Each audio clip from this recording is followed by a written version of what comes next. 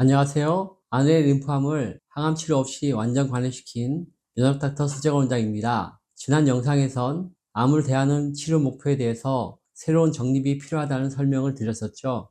분명히 아셔야 할 것은 암을 치료하는 확실한 치료 방법이 없다는 사실입니다. 암 사이즈를 줄일 수 있는 일부 방법이 있을 뿐입니다. 그래서 암 환자의 치료 목표는 암의 완치가 아니라 장기 생존이 되어야 한다는 점을 강조했습니다.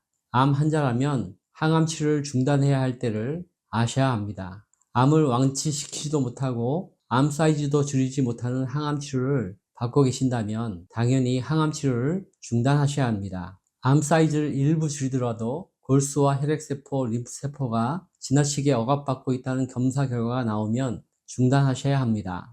암 사이즈를 일부 줄이더라도 간 독성, 신장 독성, 폐 독성 등 해독 기관에 심각한 손상을 일으키고 있다면 역시 중단하셔야 합니다. 이런 장기들은 한번 손상되면 회복이 어려울 뿐 아니라 손상이 있는 상태에서 항암 치료가 계속된다면 급사할 수도 있기 때문입니다. 다시 한번 강조드리지만 현재 의학 수준에서 암 환자의 치료 목표는 장기 생존으로 목표를 삼으셔야 합니다. 그럼 항암 치료 중단을 누가 결정해야 할까요? 당연히 환자의 상태를 가장 잘 알고 있는 주치의가 결정해 주어야 합니다. 하지만 의사는 신이 아닙니다. 항암 치료를 계속하는 것이 암 환자를 살릴지 혹은 죽일지를 정확히 예측할 수 없습니다. 그래서 심각한 항암 부작용을 겪고 있음에도 불구하고 혹은 항암 치료가 효과 없음에도 불구하고 지속할지 혹은 중단할지를 결정하지 못하는 경우가 있습니다. 그 결정에 책임을 질 수 없기 때문이죠. 아쉽지만 이런 경우라면 항암 치료 중단의 결정은 환자 자신과 가족의 몫입니다. 항암 치료에 대해 의사는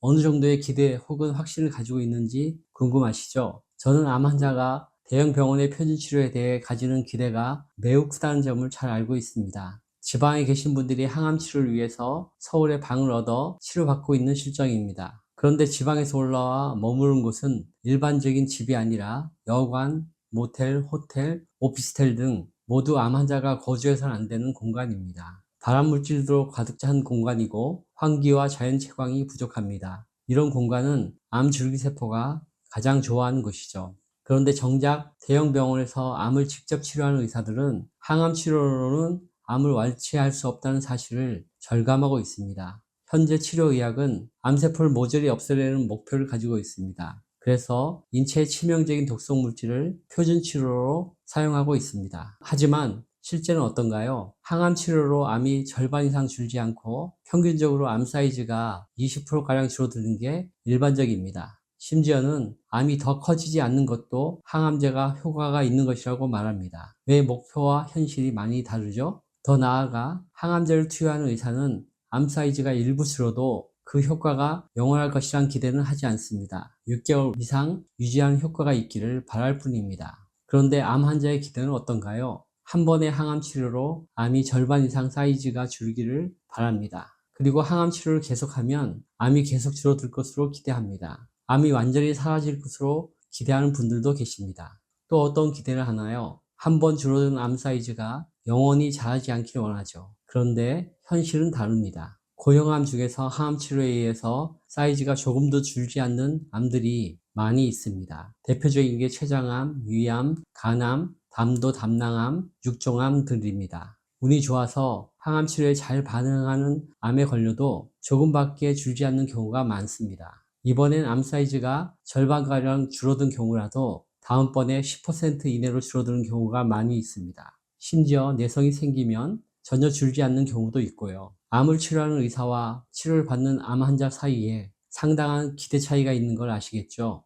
항암 치료를 하는 의사조차 항암 치료로 암을 치료할 수 있다는 확신이 없는 이유가 있습니다. 첫째 이유는 항암 치료제로는 암 유전자와 암 줄기세포를 죽이지 못하기 때문입니다. 항암 치료제가 죽이는 것은 암 줄기세포가 복제한 암세포들 뿐입니다. 둘째 이유는 암 줄기세포가 항암제의 내성을 가진 암세포를 복제해내기 때문입니다. 암 유전자는 항암제에 한 번은 무방비 상태로 당하지만 두 번 당하지는 않습니다. 똑같은 항암제에 반응하지 않도록 변이를 일으킨 암세포를 복제하기 때문에 효과는 일시적일 뿐입니다. 셋째 이유는 항암 치료를 할수록 면역 시스템이 붕괴되기 때문입니다. 항암 부작용으로 골수가 말라 혈액세포의 생산이 힘들어지고 혈액과 림프액은 오염되고 림프절 내의 면역세포들도 죽습니다. 넷째 이유는 암은 기수와 무관하게 진단 초기부터 미세 전이가 있을 가능성이 매우 높기 때문입니다. 약 75%의 경우에서 미세 전이가 있을 것으로 추정하고 있습니다. 일반적으로 원격 전이암이 발견된 경우를 사기라 하지만 현대의학의 진단기술로 전이암이 확인되려면 적어도 콩알 사이즈만큼은 커야 합니다. 그래서 전이암이 너무 작아서